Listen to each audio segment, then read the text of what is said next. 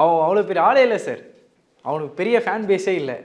ஆனால் அவர் எடுத்திருக்க படம் வந்து தரமான படம் சார் அப்படின்னு சொல்கிற வார்த்தைக்கு ஏற்ற மாதிரி ஒரு நடிகர் ஒருத்தர் இருக்கார். அட்டகத்தி டூ கெத்து. அதாவது நான் யாரை சொல்கிறேன்னு உங்களுக்கு தெரிஞ்சிருக்கும். ஸோ அட்டகத்தி தினேஷ் அவர்களை தான் சொல்லிட்டு இருக்கேன்.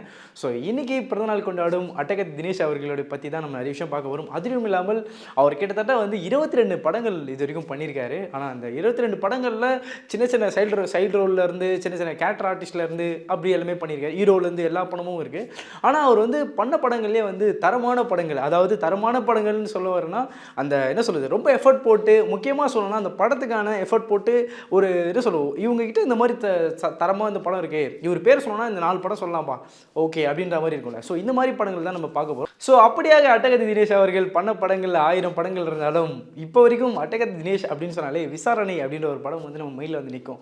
எஸ், அந்த விசாரணை படத்துக்காக அவர் போட்ட எஃபர்ட் வந்து நம்ம இது வரைக்கும் சொல்லியாகணும். ஏன்னா வந்து இப்போ வரைக்குமே அவர் வந்து அந்தளவுக்கு அக்ளைம் பண்ணப்பட்ட ஒரு ஆக்டராகவே இருக்காருன்னு சொல்லலாம். ஏன்னா இப்போ வரைக்கும் வெற்றிமாறன் அவர்களே கேட்டாலும் சரி, அதுக்காக அட்டகத்தி தினேஷ் அவர்கள் எப்படியாக எஃபர்ட் போட்டார் அப்படின்றதையும் வெற்றிமாறன் அவர்கள் எல்லா ஸ்டேஜிலும் சொல்கிறது ஒரு வழக்கமான ஒன்று தான்.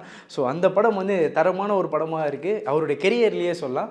அதை தவிர்த்து இன்னொரு படம் என்ன அப்படின்னு பார்த்தோன்னா குக்கு அப்படின்ற ஒரு படமும் இருக்குது. ஏன்னா குக்குன்றது வந்து அந்த படத்தில் அந்த எல்லா ஆல்பமும் வந்து அந்தளவுக்கு வந்து ஒரு மாதிரி பர்ஃபெக்டாக இருக்குன்னு சொல்லலாம். ஏன்னா கேட்குறதுக்கு அந்த மாதிரி எதமாக இருக்கும் அந்த சாங்கும். அதே மாதிரி அதில் அவர் பண்ணியிருக்க ஆக்டிங் சொல்லியாகணும்.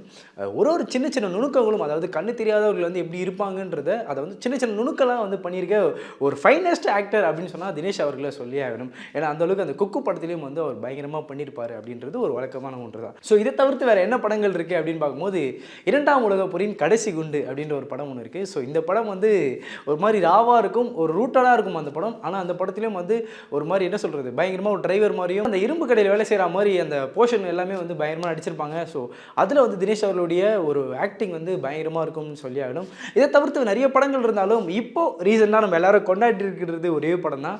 ஏன்னா அட்டகத்தில் ஸ்டார்ட் பண்ண தினேஷ் அவர்கள் இப்போ வந்து கெத்து தினேஷாக மாறியிருக்காரு.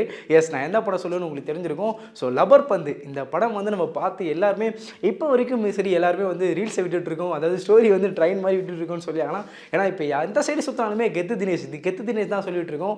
ஸோ அந்தளவுக்கு வந்து இந்த லப்பர் பந்தில் ஒரு கேரக்டர் ஒன்று நடிச்சிருப்பாரு பாருங்க, பயங்கரமாக இருக்கும்னு சொல்லி ஆகணும். இப்படியாக வந்து லப்பர் பந்தில் அவருடைய பர்ஃபார்மன்ஸ் வந்து அந்தளவுக்கு பயங்கரமாக இருக்கும்னு சொல்லலாம். அது ஒரு வயசான கேரக்டரில் வந்து இப்படி நடிப்பாரா அப்படின்றது நம்ம எதிர்பார்க்காத ஒரு ஒன்று தான். ஏன்னா இவரும் ஒரு ஹீரோ மெட்டீரியல் தான். அதே மாதிரி ஹரிஷ் கல்யாணும் இருக்காரு. ஆனால் ஹரிஷ் கல்யாணுக்கு இவர் ஏற்று ஓகே நான் அந்த கேரக்டர் நான் பண்ணுறேன்னு சொல்லி அவர் ஒத்துக்கிட்டு பண்ண விதமே வந்து ஒரு பயங்கரமாக இருக்கும்.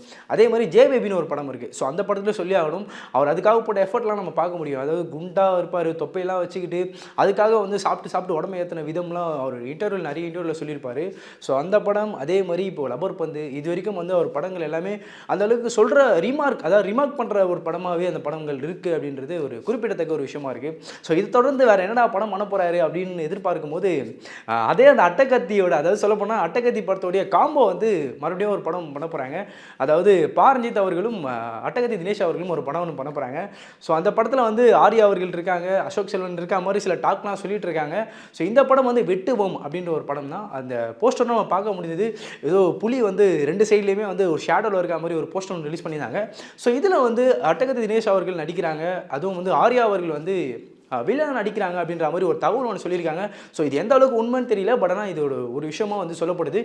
ஸோ இதை தவிர்த்து வேறு என்ன படம் அவரோட கைவசத்தில் இருக்குது அப்படின்னு பார்க்கும்போது வந்து தண்டகாரண்யம் அப்படின்னு ஒரு படம் ஒன்று இருக்குது. ஸோ இந்த படத்துடைய இயக்குனர் யார் அப்படின்னு பார்த்தீங்கன்னா 2ஆம் உலகப் போரின் கடைசி குண்டு படத்துடைய இயக்குனர் தான் இந்த படத்தையும் இயக்குறாரு. ஸோ இப்படியாக அட்டகத்தி தினேஷ் அவருடைய கெரியரில் நிறைய படங்கள் இருந்தாலும் ஸோ அப்கமிங் படங்களும் நிறைய படங்கள் வரப்போகுது.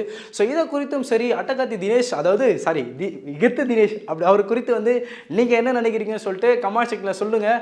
அதே மாதிரி அவர் அட்டகத்தி தினேஷாக இருந்தால் உங்களுக்கு பிடிக்குமா, இல்லை கெத்து தினேஷாக இருக்கிறதுனால உங்களுக்கு பிடிக்குமா அப்படின்றதையும் சொல்லுங்கள். சிலர் வந்து சொல்லிட்டு இருக்காங்க அவருக்கு வந்து அட்டகத்தின்றது ஒரு அடமொழி, அதனால வந்து அவர் அட்டகத்தி தினேஷ் அப்படின்னு கூப்பிடுறதே நல்லதாக இருக்குது அப்படின்னு சிலர் சொல்கிறாங்க. சிலர் என்ன சொல்கிறாங்கன்னா இல்லை அவர் இப்போ கெத்தா மாறிட்டாரு, அதனால கெத்து தினேஷ் அப்படின்னு கூப்பிடுறதா நல்லா இருக்கும் அப்படின்னு சொல்கிறாங்க. ஸோ இதை குறித்து நீங்கள் என்ன நினைக்கிறீங்கன்னு சொல்லிட்டு கமெண்ட் செக்ஷனில் சொல்லிட்டு போங்க.